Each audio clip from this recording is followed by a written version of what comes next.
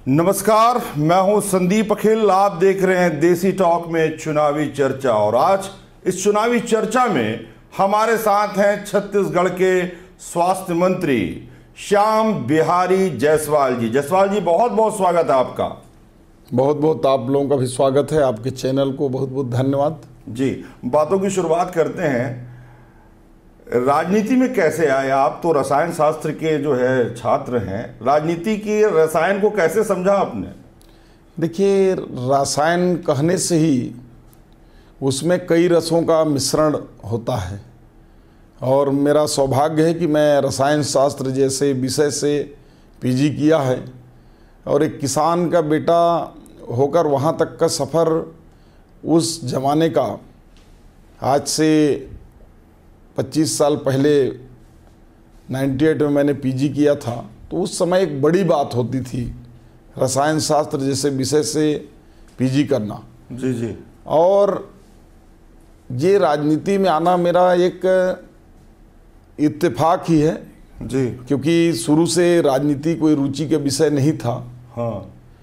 और इसको बोलते हैं कि वही है वही जो राम रचि राखा। जो रामचरितमानस में है वो मेरे लिए एकदम चरितार्थ होता है। मैं एकदम नॉन पॉलिटिकल व्यक्ति शुरू से था।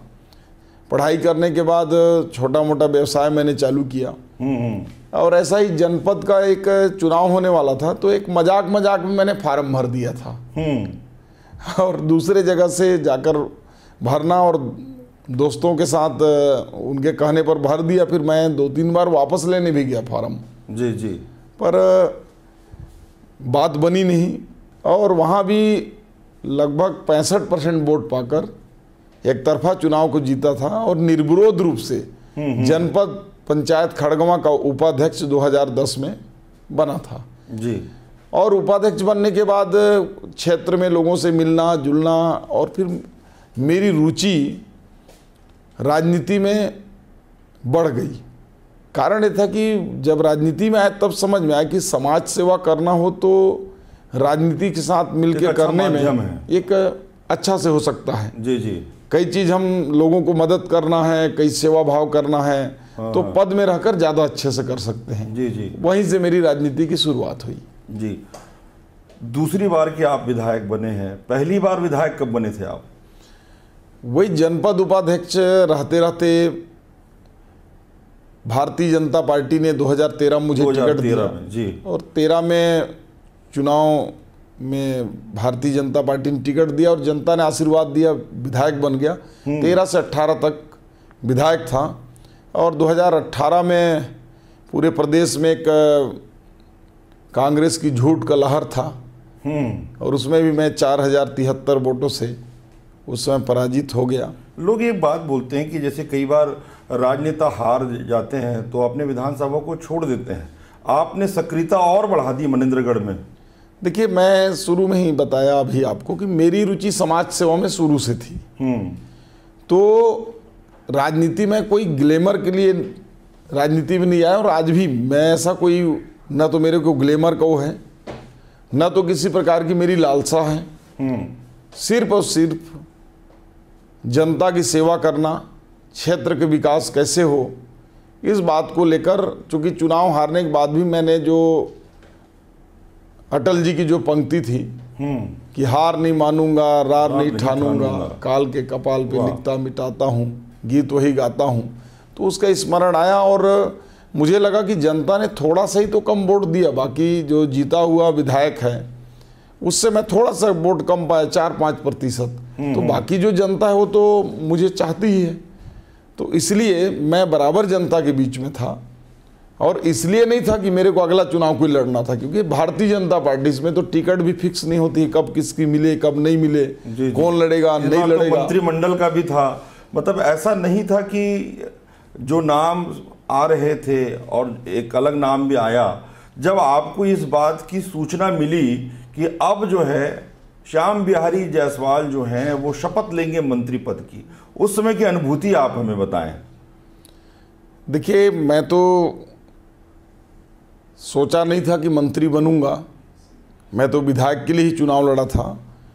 और लेकिन जैसा कि लोकतंत्र की जो परिभाषा होती है जी, वो केवल भारतीय जनता पार्टी में ही संभव हो सकती है। और लोकतंत्र में कोई भी व्यक्ति किसी पद में जा सकता है, ऐसा लोकतंत्र में हमने किताबों में पढ़ा था। लेकिन कांग्रेस की राजनीति देखकर ये लगता था कि केवल चुनिंदा लोग ही उच्च पदों पर जा सकते हैं। तो उसको झुठलाते हुए माननीय नरेंद्र मोदी जी ने, माननीय विष्णुदेव साय जी ने मेरे जैसे एक किसान के बेटे को प्रदेश के स्वास्थ्य मंत्री जैसा पद दिया। और जब पहली बार मुख्यमंत्री जी ने विधानसभा के सत्र का वो अंतिम दिवस था, जी जी, तो उन्होंने फ़ोन करके कहा शाम को कि श्याम बिहारी जी आपको कल शपथ लेना है। तो मानो मुझे ऐसा लगा कि वो विश्वास ही नहीं हो रहा कोई। मैं फिर बात किया कि धन्यवाद बोला। मैं बोला आपका नाम भी श्याम बिहारी, चमत्कार तो आपके जीवन में होते ही रहेंगे। अब वो चूँकि भगवान का नाम के साथ नाम जुड़ा है और माता पिता ने, मेरे दादा नाना लोगों ने दो बार एक ही नाम में लिख दिया, श्याम भी बिहारी भी। तो निश्चित रूप से कहीं ना कहीं नाम के अनुरूप गुण को भी चरितार्थ करने का प्रयास करता हूं कि जिस प्रकार भगवान श्री कृष्ण लोगों की चिंता करते थे, लोगों के सुख के लिए कष्ट सहते थे, दुष्टों का, राक्षसों का नाश करते थे, बुराइयों का नाश करते थे, तो निश्चित रूप से जीवन में वैसे भी मैं भगवान श्री कृष्ण जी का परम भक्त हूँ, तो उनसे प्रेरणा लेकर काम को आगे बढ़ाता हूँ। जी, मैंने कुछ शादी के कार्ड भी देखे जिसमें आपका नाम मैंने देखा। तो लोकप्रियता किसी नेता की कि अब शादी ब्याह में आप उपस्थित रहेंगे, मतलब वो उनके तरीका कहा जाए कि उनकी ओर से एक स्नेह है जो आपके प्रति है, इसे आप कैसे लेते हैं?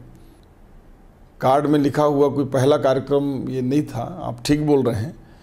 कई ऐसे लोग हैं जो कार्ड में अक्सर दूसरे जाति के, समाज के होते हुए भी कई अनुसूचित जाति वर्ग के लोग उसमें स्वागत वाले में मेरा नाम लिखते हैं। तो कई परिवार वाले में शुभेच्छु में लिखते हैं, कई उसमें अतिथि लिख देते हैं। जी जी। तो उनका भाव है। वैसे भी मेरा जो विधानसभा है उसको मैं परिवार की तरह ही सदैव रखा।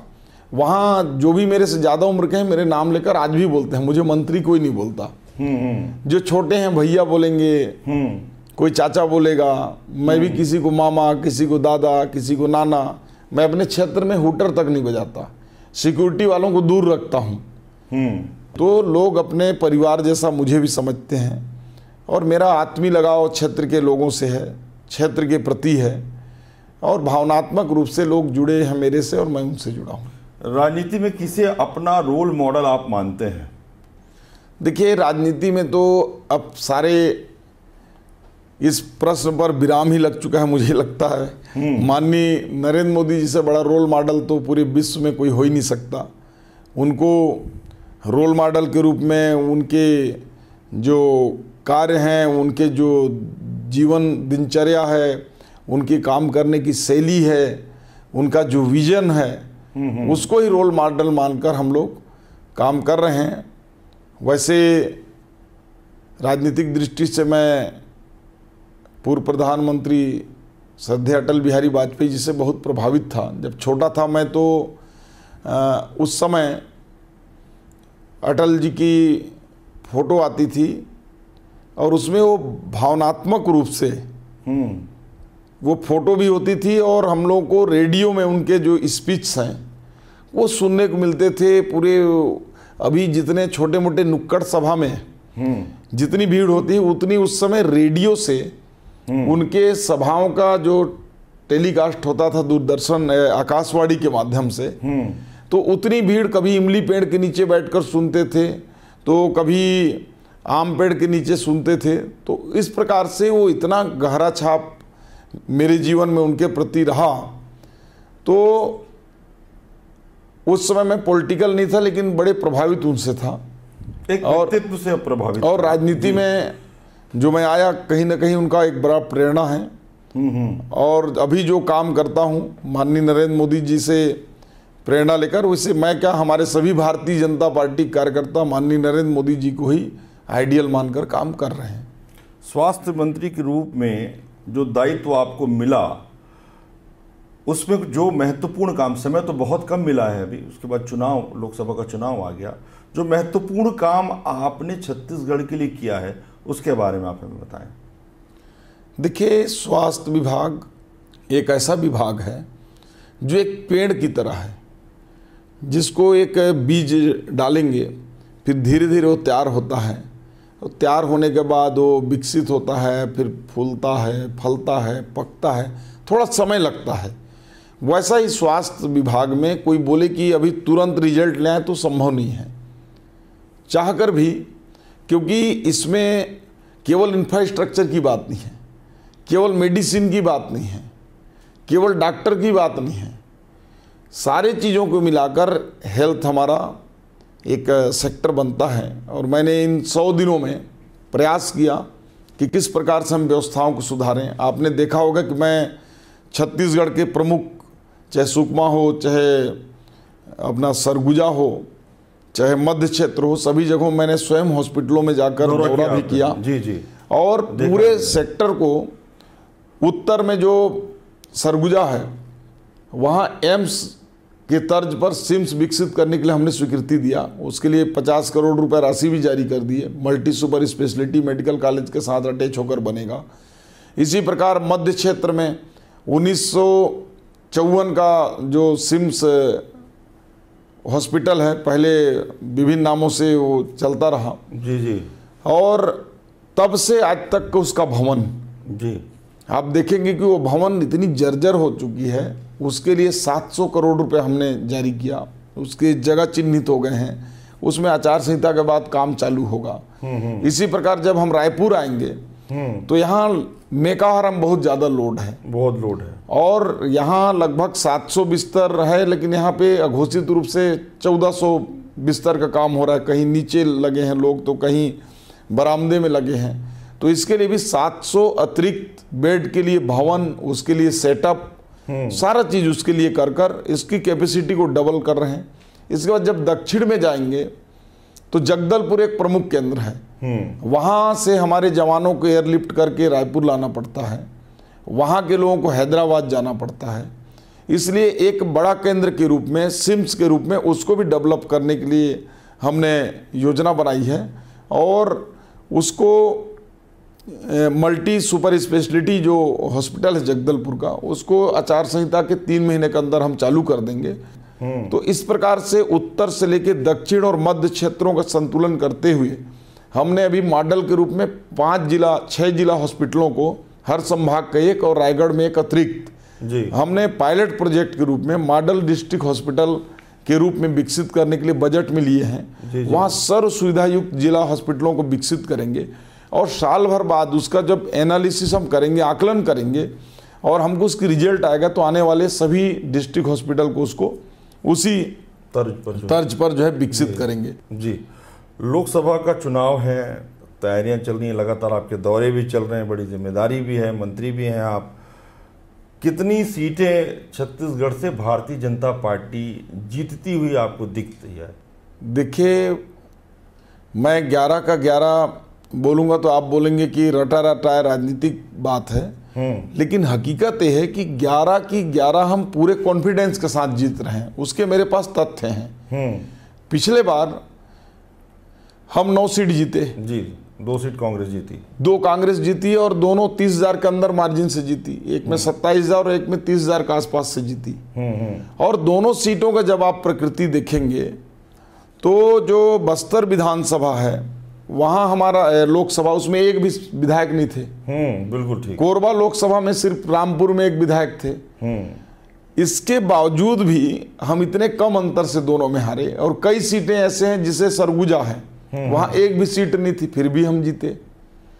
तो इस बार का जो लोकसभा है, उसमें 2 बड़े बेसिक फर्क हैं। पिछले चुनाव में कांग्रेस का झूठा घोषणा पत्र के दम पे 68 सीटें लाए, और जनता को उम्मीद था कि अभी ये 100 दिन में कर नहीं पाए हैं, लोकसभा के बाद करेंगे, इसलिए जनता ने उनको कुछ हद तक सपोर्ट भी किया। लेकिन जनता समझ चुकी थी कि ये झूठ बोलने वाले लोग हैं, और मोदी जी की जो लहर है, उनका जो 5 साल का काम है, उसको देखकर जनता ने 9 सीट दिया। इस बार जो है 10 सालों का माननीय नरेंद्र मोदी जी का पूरे देश के लिए काम है, जो गरीब कल्याण की योजनाएं चली हैं, चाहे प्रधानमंत्री आवास हो, चाहे हर घर नल की बातचीत हो, चाहे मुफ्त में कोरोना काल में चावल की बातचीत हो, चाहे गरीबों के लिए प्रधानमंत्री आवास हो, ये सारे बड़ी योजनाएं, चाहे 5 लाख रुपया का आयुष्मान कार्ड पूरे देश में हो, तो ऐसा बड़े योजनाएं जो है पूरे देश में चले। और छत्तीसगढ़ के लोगों को भी इस बात का भरोसा हो गया है कि भारतीय जनता पार्टी ही, माननीय नरेंद्र मोदी जी ही पूरे देश का कल्याण कर सकते हैं। तो ऐसे में 11 सीट तो जीतेंगे ही, लेकिन एक बड़े मार्जिन के साथ 11 के 11 को जीतेंगे। इसमें कहीं कुछ जो आपकी जिस विधानसभा से आप आते हैं मनेंद्रगढ़, मतलब कोरबा लोकसभा की हम बात करें, पिछले प्रत्याशी को ही कांग्रेस ने दोहराया है। मतलब ज्योत्सना महंत जी वहाँ से चुनाव लड़ रही हैं और भाजपा की बड़ी कद्दावर नेत्री वहाँ से चुनाव लड़ रही हैं, सरोज पांडे जी। मुकाबला कैसा लग रहा है आपको? मुकाबला तो रहता ही है, क्योंकि 2 ही प्रमुख पार्टियां हैं और चुनाव को हल्के से भी लेना अच्छा नहीं है। युद्ध और चुनाव एक जैसा होता है, सामने वाले को कभी कमज़ोर भी नहीं समझना चाहिए। लेकिन जो हकीकत है, माननीय ज्योत्सना जी पिछले बार भी सांसद थी, 99% जनता उनके नाम को नहीं जानती। पहला चीज, सांसद जानते ही नहीं, मतलब ये स्थिति है। बाकी जो बचे हुए 99.99% लोग उनके चेहरा नहीं देखे होंगे। ये मैं कोई कोर कल्पित नहीं बोल रहा हूं, वो पेपरों में देख लेना, अखबारों में देख लेना, पॉम्पलेट में देख लेना, वो अलग बात है। परंतु फेस टू फेस 1% जनता भी उनको नहीं जानती, ना उनके साथ कोई वार्तालाप हुआ। दूसरा, 5 सालों में मैं अपनी बात करूं तो ये मनेंद्रगढ़ विधानसभा, भरतपुर और बैकुंठपुर, ये तीनों विधानसभा में मैं दावे से कह सकता हूं कि एक भी वो ऐसा कोई काम बता दें सांसद रहते हुए जो 1 करोड़ से ऊपर का काम हो, और 5 ऐसे काम बता दें जो 1 लाख से ऊपर का हो। ये भी उन्होंने इस क्षेत्र में काम नहीं कराया और ये सब जनता जान चुकी है। और हमारे लिए आदरणीय ज्योत्सना महंत जी का चुनाव लड़ना एक बड़े मार्जिन को देने के लिए एक बड़ा बेस है जी। और आदरणीय सरोज पांडे जी जो न केवल छत्तीसगढ़ अपितु वो पूरे भारतवर्ष के लोकप्रिय नेत्री हैं, राष्ट्रीय नेता हैं, और उनके लड़ने से जनता के मन में ये विश्वास हो गया है कि क्षेत्र का विकास यदि सरोज पांडे जी चुनाव जीतती हैं तो बड़े तीव्र गति से होगा। क्योंकि पिछला जो 5 साल पूरा क्षेत्र के प्रति उदासीन रहा, और 5 सालों में जिस प्रकार से केंद्र की कोई बड़ी उपलब्धि ये लाने में सफल नहीं रही, जो जनरल वर्क हैं, जो सामान्य कार्य हैं, जिनको पूरा यूनिवर्सल स्कीम के तहत केंद्र सरकार ने दिया, वही केवल आ पाया। या भारतीय जनता पार्टी के नेताओं ने जो प्रयास किया वो कुछ काम आए जी। डबल इंजन सरकार का कितना फायदा मिलेगा इस चुनाव लोकसभा में? देखिए, डबल इंजन कहने से ही मन में आता है कि मजबूती डबल होना। तो चूंकि भारतीय जनता पार्टी की यहाँ सरकार है और डबल इंजन की सरकार बनाने के लिए केंद्र में माननीय नरेंद्र मोदी जी के नेतृत्व में सारे लोग उत्सुक हैं। केवल कोरबा लोकसभा नहीं, छत्तीसगढ़ की 11 ही नहीं, हम चाहे किसी भी क्षेत्र में चले जाएं, जो राम राज्य की परिकल्पना है, जो राम राज्य के बारे में सुनते थे कि अमीर और गरीब एक साथ एक बराबर हों, और उसी को चरितार्थ करते हुए हमारे माननीय नरेंद्र मोदी जी ने जो वनवासी हैं, जो विशेष जनजाति के लोग हैं, उनके लिए जनमन योजनाएं चला रहे हैं। जो गांव में रहने वाले, कस्बे में रहने वाले, जो लोग हॉस्पिटल नहीं जा सकते, उनके लिए मोबाइल मेडिकल यूनिट पहुंचा रहे हैं। जो लोग कभी कल्पना नहीं किए थे कि पक्का मकान उनको आने वाले 3 पीढ़ियों तक कभी संभव हो सकता है, ऐसे लोगों को पक्का मकान देना, उनके घर में शौचालय बनवाना, गैस सिलेंडर देना, उनके घर में बिजली पहुंचाना, ये कोई साधारण बात नहीं है। यही तो राम राज्य है। और जब भगवान रामलला 500 साल के बाद अपने घर में विराजे हैं, तो ये तो आम आदमी को भी विश्वास है कि देश में राम राज्य की स्थापना होगी। और राम राज्य की स्थापना तभी हो सकती है जब देश में नरेंद्र मोदी जी जैसा प्रधानमंत्री हों, भारतीय जनता पार्टी जैसे पार्टी की सरकार हो, और ये हमारे विश्वास को बहुत मजबूत करता है। और देखिएगा आप, फिर से भारत में राम राज्य होगा और 400 सीटें पाकर एनडीए की सरकार बनेगी और 370 से प्लस भारतीय जनता पार्टी का सीट होगा। जड़ चेतन जग जीव जग सकल राम मैं जानी, बंदों सबके पद कमल सदा जोरी जुग पाई। हम कहते ही हैं इस बात को, लेकिन ये भी आरोप कांग्रेस पार्टी भारतीय जनता पार्टी पर लगाती है कि आप लोग धर्म की राजनीति करते हैं। देखिए, भारतीय जनता पार्टी धर्म की राजनीति कभी नहीं करती। यदि वो राम की बात करेंगे तो भगवान राम किसी एक धर्म के नहीं हैं, किसी एक पार्टी के नहीं हैं। ये तो भारत की पहचान है, भारत की संस्कृति है। भगवान राम केवल हिंदुओं के नहीं हैं, भगवान राम पूरे भारत के हैं, पूरे विश्व के हैं। आज देखिए, फिजी जैसा देश, इंडोनेशिया जैसा देश, छुट्टी थी वहाँ, उनमें जब भगवान रामचंद्र जी की प्राण प्रतिष्ठा होना था तो वहाँ छुट्टी था। आज भी इंडोनेशिया में जाइए, वहाँ सिक्कों में भगवान राम का फोटो होता है, हनुमान जी का फोटो मिलता है। फिजी में चले जाइए, मॉरिशस में चले जाइए, तो ऐसे तमाम देश हैं जहाँ 80% से ऊपर मुस्लिम होने के बावजूद उन देशों में भगवान राम की स्वीकारोक्ति है। ऐसे में भारत में अगर भगवान राम का नाम लेना, राम मंदिर का निर्माण करना, राम जी के बारे में चर्चा करना, अगर ये राजनीति है धर्म के आधार पर, तो मुझे नहीं लगता कि देश में इससे कोई महत्वपूर्ण सांस्कृतिक विरासत के रूप में कोई भी धरोहर हो सकता है।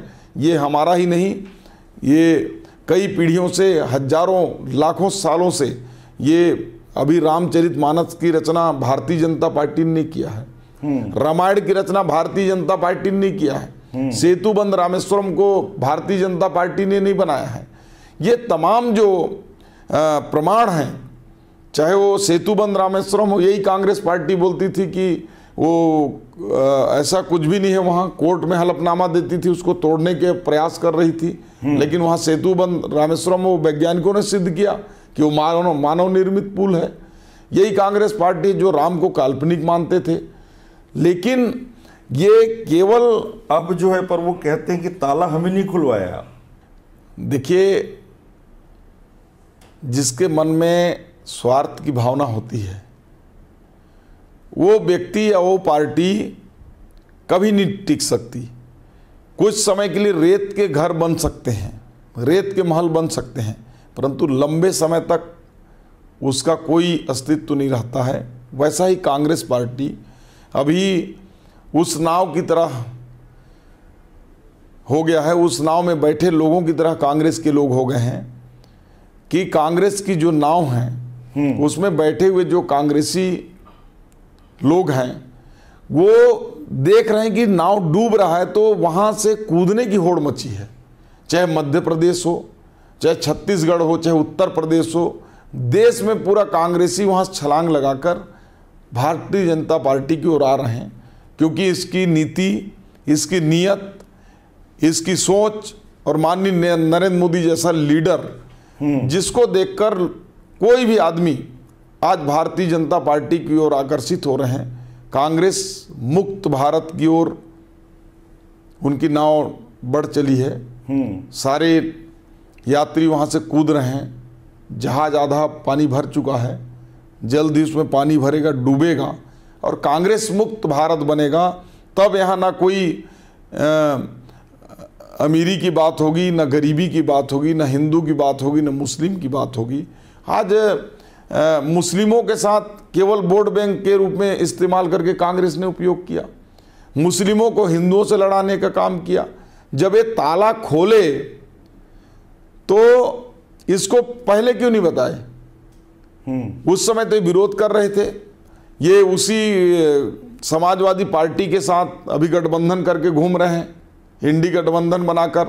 वही मुलायम सिंह है जिन्होंने कारसेवकों के ऊपर गोली चलवाई। ये वही कांग्रेस पार्टी है जिसने भारतीय जनता पार्टी की 4 राज्यों को सरकार को बर्खास्त किया। ये क्या बात करेंगे? ना इनको धर्म से मतलब है, ना अध्यात्म से मतलब है, ना भारत की संस्कृति से मतलब है। इनको केवल सत्ता सुख ही चाहिए। ये सत्ता के बिना रह नहीं सकते, इसलिए जो है इस प्रकार की बयानबाजी कर रहे हैं।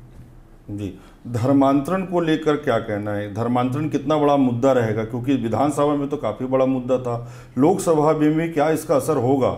देखिए, धर्मांतरण चुनाव का कोई मुद्दा नहीं है, लेकिन ये बात तय है कि भारतीय जनता पार्टी के रहते धर्मांतरण संभव भी नहीं है। धर्मांतरण को हम बर्दाश्त नहीं करेंगे, क्योंकि जब जब धर्मांतरण होता है तब तब राष्ट्रांतरण होता है। यहाँ मुगल आए, मुगलों ने धर्मांतरण कराया, 600 सालों तक राज्य किए। अंग्रेज यहाँ आए, अंग्रेजों ने धर्मांतरण कराया, वो 150 पौने 200 साल तक राज्य किए। तो अब जो है भारत में धर्मांतरण का कोई स्थान नहीं है। इसके लिए हम सख्त कानून भी बनाएंगे और इसके लिए जो भी करना पड़े हम धर्मांतरण रोकेंगे। भारत सनातन रूप से हिंदू राष्ट्र रहा है और हिंदुत्व यहाँ की हिंदुत्व जीवन पद्धति है, हिंदुत्व यहाँ की जीने की पद्धति है, हिंदुत्व यहाँ की संस्कृति है और हिंदुत्व ही यहाँ का उन्नति का रास्ता है। जब भारत हिंदू राष्ट्र था, यहाँ हिंदुत्व चरम पर था, तब तक विश्व गुरु था। हिंदुत्व पर बाधा डालने का प्रयास किया गया, धर्मांतरण किया गया, भारत गुलाम हुआ।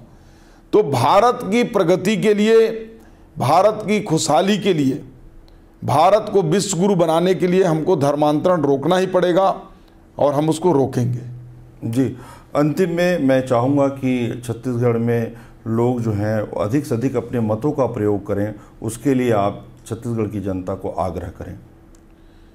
मैं छत्तीसगढ़ के सभी क्षेत्रों के, चाहे वो बस्तर क्षेत्र के हों या सरगुजा अंचल के, सभी मतदाताओं, बहनों और भाइयों का, वरिष्ठ जनों का, युवाओं का, सबका मैं अभिनंदन करता हूं और ये कहना चाहता हूं कि जीवन में अगर सबसे बड़ा कोई अधिकार है तो मताधिकार है, क्योंकि एक वोट की कीमत आप सभी जानते हैं। एक वोट से हमारे अटल जी की सरकार भी चली गई थी, एक वोट से राजस्थान के एक मुख्यमंत्री कैंडिडेट थे, वो चुनाव हारे थे और कई उदाहरण हैं। 16 वोट से हम लोगों ने इस बार कांग्रेस से जीता है। इसलिए मैं सभी मतदाताओं से अपील करता हूं, आग्रह करता हूं कि अपने मताधिकार का उपयोग करें, यही कहना चाहूँगा। हमारे साथ थे छत्तीसगढ़ के स्वास्थ्य मंत्री श्याम बिहारी जायसवाल जी।